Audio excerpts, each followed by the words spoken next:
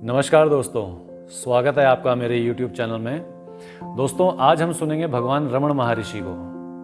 भगवान रमण महर्षि से 1902 में उनके भक्त ने प्रश्न किया कि मैं कौन हूँ, और उन्होंने 28 प्रश्न और किए भगवान से। तो भगवान उस समय विरूपाक्ष गुफा में मौन की अवस्था में थे, तो उन्होंने उनका उत्तर लिख कर उनको दिया। तो दोस्तों, हम उन प्रश्न और उत्तरों का जो संग्रह है, हम आज उसको सुनेंगे। तो चलिए हम शुरू करते हैं। सभी जीव दुख रहित शाश्वत सुख की इच्छा रखते हैं तथा हर किसी में देखा गया है कि उसे स्वयं के प्रति सर्वाधिक प्रेम होता है। सुख ही प्रेम का कारण है, वह सुख जो स्वयं का स्वभाव है और जिसकी अनुभूति मन रहित गहन निंद्रा की अवस्था में होती है कि प्राप्ति के लिए व्यक्ति को अपने स्वयं को जानना चाहिए। उसके लिए मैं कौन हूँ का ज्ञान विचार ही प्रमुख साधन है। भक्त पूछता है, मैं कौन हूँ? भगवान उत्तर देते हैं, सप्त धातुओं से बना स्थूल शरीर मैं नहीं हूँ। शब्द, स्पर्श, रूप, रस, गंध, इन पांचों विषयों को पृथक ग्रहण करने वाले क्रमशः कर्ण, त्वचा, नेत्र, जिह्वा और नासिका, ये पांचों ज्ञान इंद्रियां भी मैं नहीं हूँ।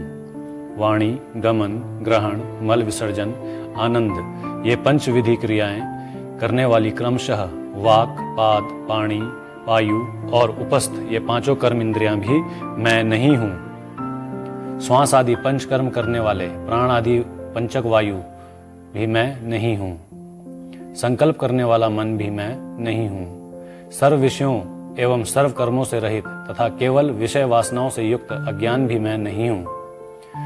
भक्त पूछता है, यदि मैं इनमें से कोई नहीं हूँ तो मैं कौन हूँ? भगवान उत्तर देते हैं, उपरोक्त सभी को नेति नेति से निरस्त करने के बाद जो केवल चैतन्य बसता है वह मैं हूं। भक्त, उस चैतन्य का स्वरूप क्या है? भगवान, चैतन्य का स्वरूप सच्चिदानंद है। भक्त, स्वरूप का दर्शन कब होगा? भगवान, जब दृश्य जगत का लोप होता है तो स्वरूप का बोध होता है जो दृष्टा है।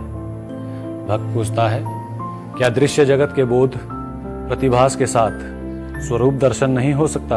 भगवान, नहीं। भक्त, क्यों? भगवान कहते हैं, दृष्टा और दृश्य रज्जु और सर्प जैसे हैं। जैसे कि रस्सी का ज्ञान जो अधिष्ठान आधार है तब तक उदित नहीं होगा जब तक कि काल्पनिक सर्प का मिथ्या ज्ञान नहीं चला जाता, उसी प्रकार स्वरूप दर्शन जो अधिष्ठान आधार है की प्राप्ति तब तक नहीं हो सकती जब तक कि कल्पित जगत दृष्टि का विनाश नहीं हो जाता। भक्त पूछता है, दृश्य जगत बोध का नाश कब होगा? भगवान, मन जो भी ज्ञान अनुभवों एवं समस्त कर्मों का कारण है कि लीन होने पर जगत का लोप हो जाएगा। भक्त, मन का स्वरूप क्या है? भगवान, जिसे मन कहते हैं वह आत्मा में निवास करने वाली आश्चर्यजनक शक्ति है। इसी से सभी विचार उदित होते हैं। विचारों के अतिरिक्त मन जैसी कोई चीज है ही नहीं, इसलिए विचार मन का स्वरूप है। विचारों के अतिरिक्त जगत का कोई अलग अस्तित्व नहीं है। गहन निंद्रा में जब कोई विचार नहीं होता तब कोई जगत भी नहीं होता।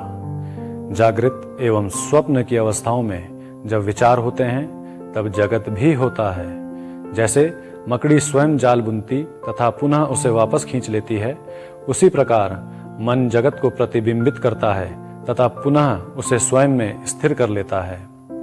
मन जब स्वरूप के बाहर आता है तो जगत प्रकट होता है। इसलिए जब जगत प्रकट होता है तो स्वरूप प्रकाशित नहीं होता, और जब स्वरूप प्रकट होता है तो जगत प्रकट नहीं होता। जब कोई मन के स्वरूप की खोज करता है तो मन विलुप्त हो जाता है और आत्मा ही रह जाता है। निरंतर मन का अस्तित्व सदैव किसी स्थूल पर अवलंबित है। वह अकेला नहीं रह सकता। यह मन है जिसे सूक्ष्म शरीर या जीव कहते हैं। भक्त पूछता है, मन के स्वरूप को समझने के लिए अन्वेषण का पथ क्या है? भगवान बोलते हैं, शरीर में जो मैं के रूप में उदित होता है वह मन है। जब कोई खोज करता है कि सर्वप्रथम मैं का विचार शरीर में कहाँ से उदित होता है तो उसे पता चलता है कि यह हृदय से उदित होता है। वह मन के उदित होने का स्रोत है। यदि कोई लगातार मैं सोचता है तो भी वह उस स्थान स्रोत पर पहुंच जाएगा।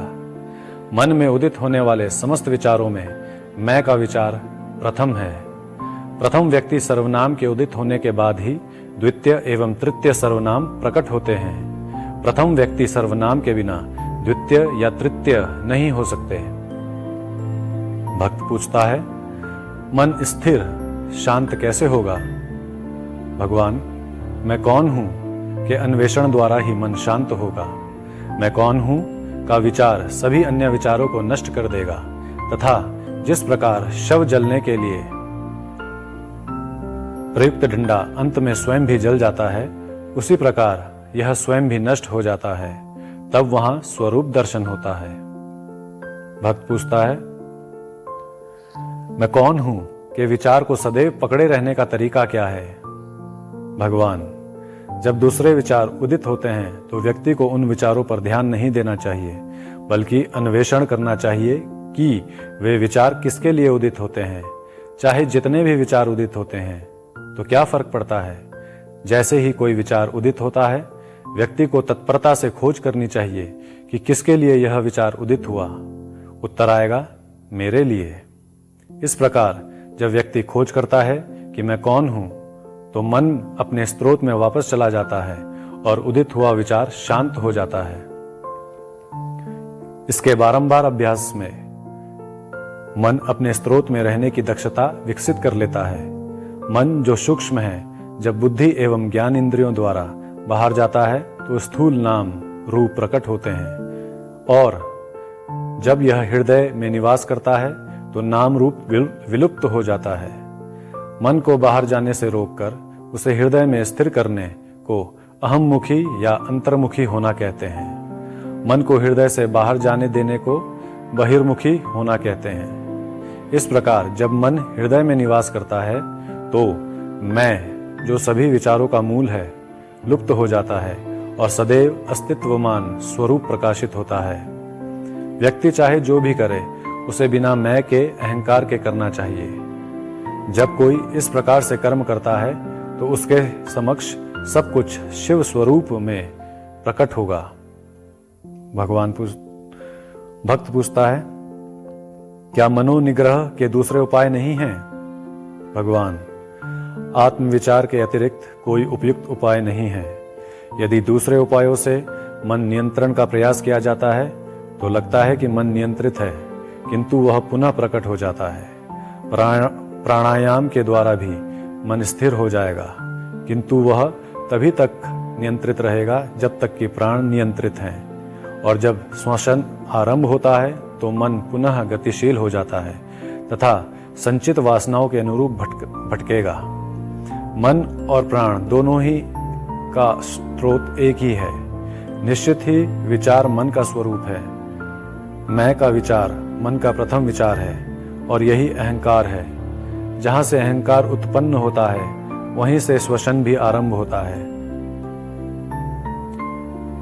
इसीलिए जब मन स्थिर होता है तो श्वास नियंत्रित हो जाता है, और जब श्वास नियंत्रित होता है तो मन स्थिर हो जाता है। किंतु सुषुप्ति में यद्यपि मन स्थिर रहता है किंतु श्वास नहीं रुकता है। यह ईश्वरीय इच्छा के कारण है, ताकि शरीर सुरक्षित रहे और लोग यह नहीं समझे कि यह मर गया है।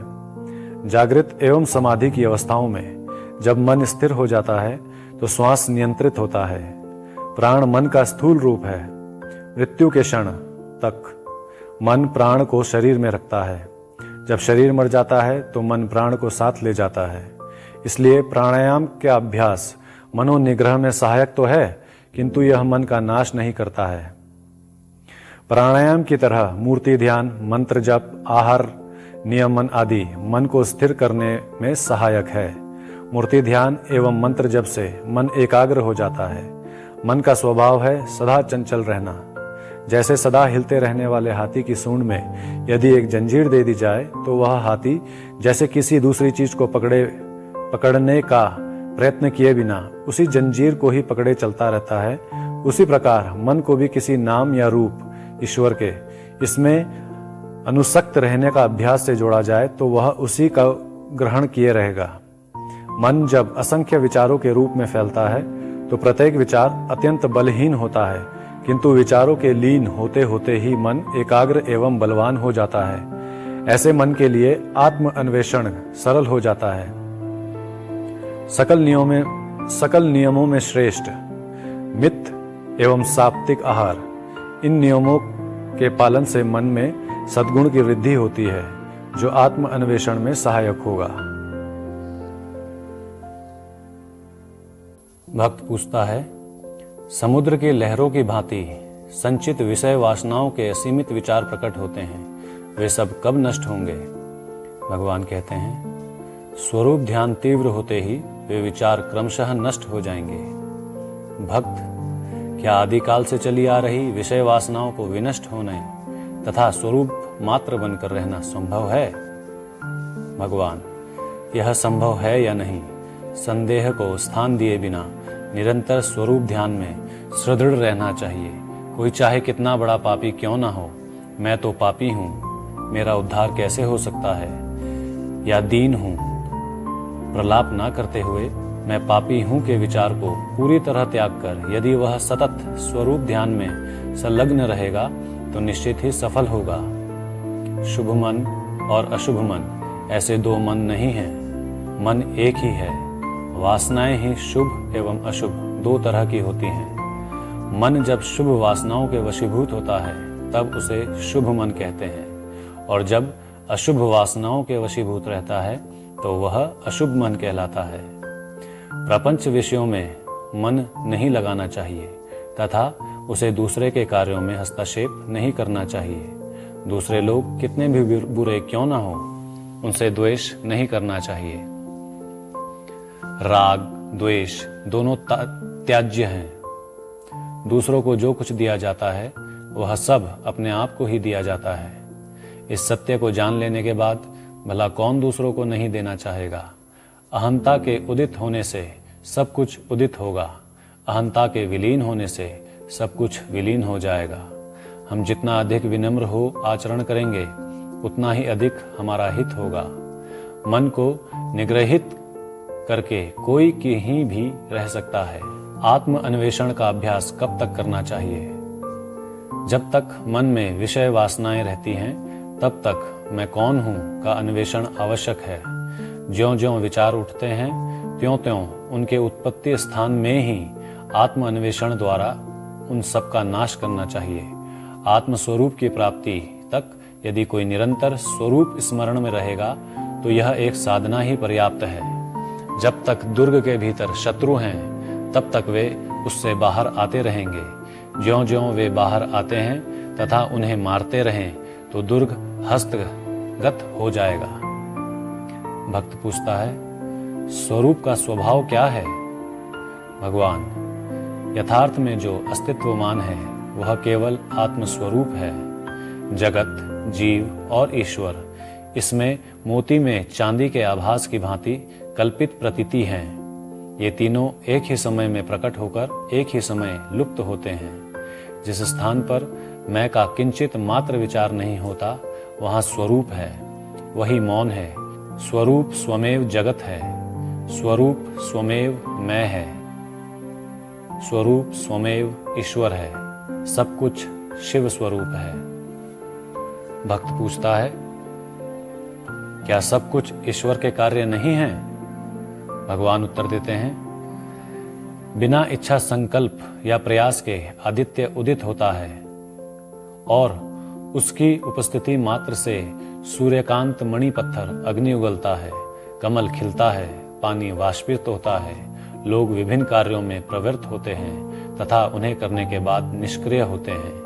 जिस प्रकार चुंबक के समक्ष सुई हिलती है, उसी प्रकार संकल्प विहीन ईश्वर की सानिध्य विशेष मात्र से होने वाले त्रिकर्मों अथवा पंचकृत्यों से नियंत्रित सकल जीव अपने अपने कर्मानुसार कार्य करके विश्राम करते हैं। इसके विपरीत वह संकल्प रहित है, वह किसी कर्म से बंधा नहीं है।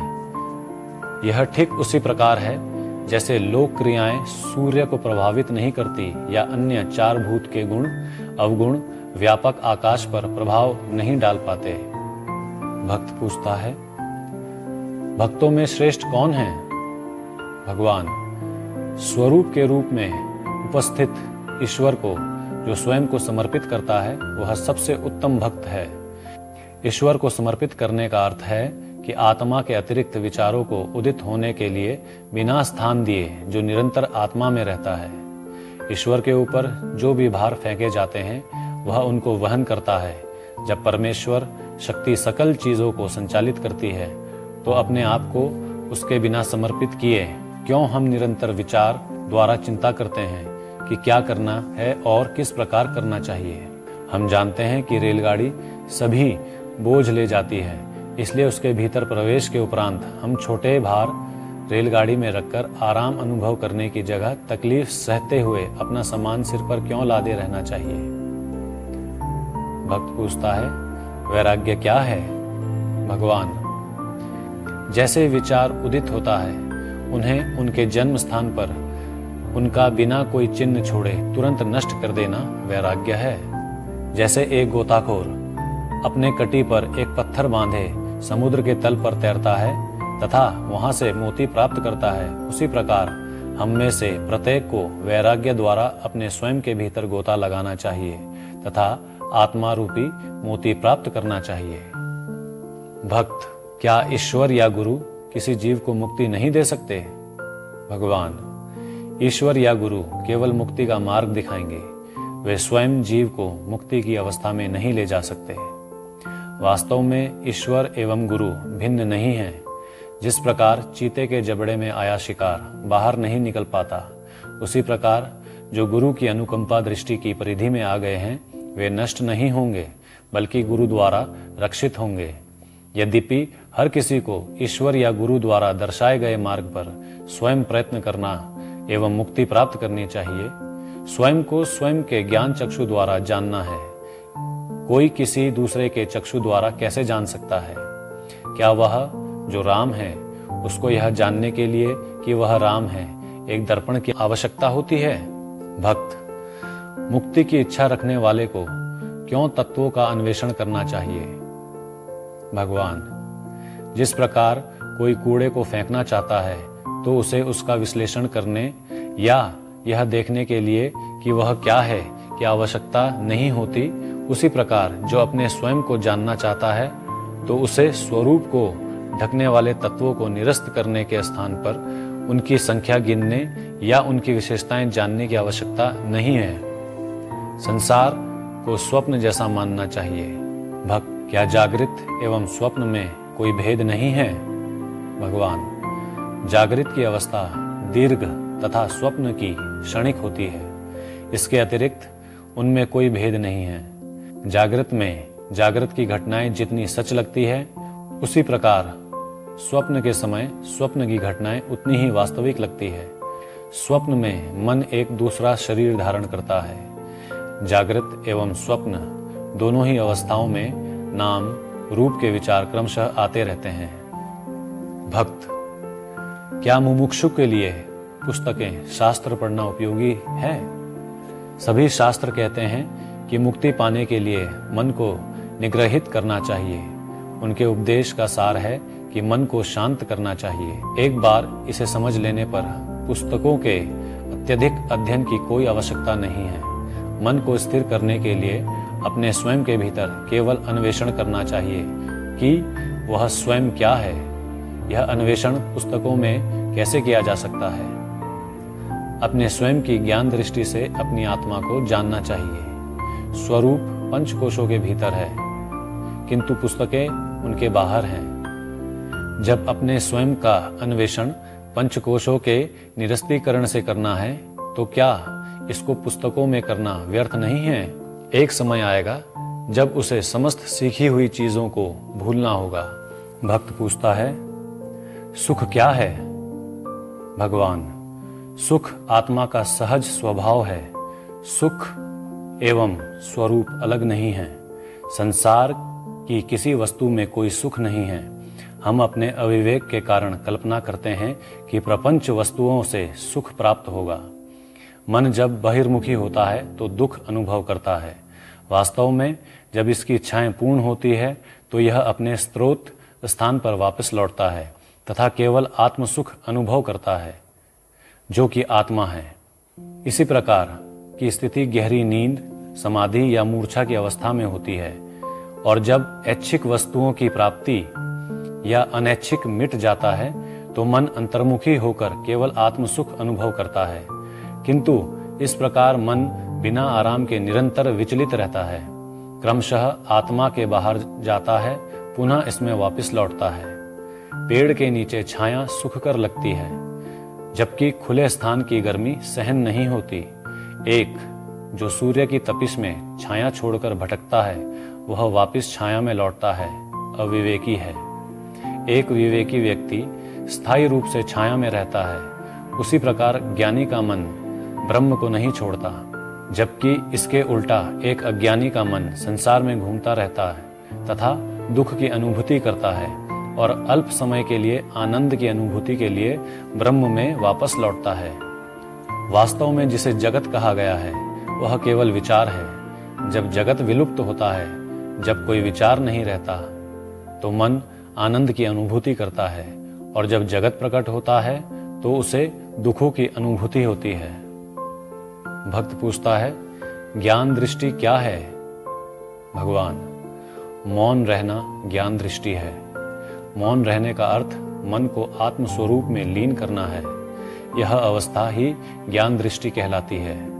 दूसरों के विचार पढ़ना या जानना, भूत, भविष्य एवं वर्तमान का त्रिकाल ज्ञान, दूर देशों के पदार्थ को जानना या ग्रहण करना, इन सबको कभी ज्ञान दृष्टि नहीं कहा जा सकता। भक्त, वैराग्य तथा ज्ञान के बीच क्या संबंध है? भगवान, वैराग्य स्वयं ज्ञान है। वैराग्य एवं ज्ञान अलग नहीं है, वस्तुतः दोनों एक हैं। वैराग्य आत्मा से मन को किसी वस्तु की ओर जाने से रोकता है। ज्ञान का अर्थ आत्मा के अतिरिक्त किसी वस्तु का प्रकट न होना है। दूसरे शब्दों में, किसी अन्य चीजों में प्रवृत्त न होना वैराग्य है। स्वरूप का कभी परित्याग न करना ज्ञान है। भक्त, अन्वेषण एवं ध्यान में क्या भेद है? भगवान, स्वयं की आत्मा में मन को स्थित करना अन्वेषण है। हम स्वयं ब्रह्म हैं, सच्चिदानंद हैं का निरंतर भाव ध्यान है। भक्त, मुक्ति क्या है? भगवान, बंधन में पड़े अहम का अन्वेषण करना तथा बंधन से मुक्त अपने स्वयं के यथार्थ स्वरूप को जानना मुक्ति है।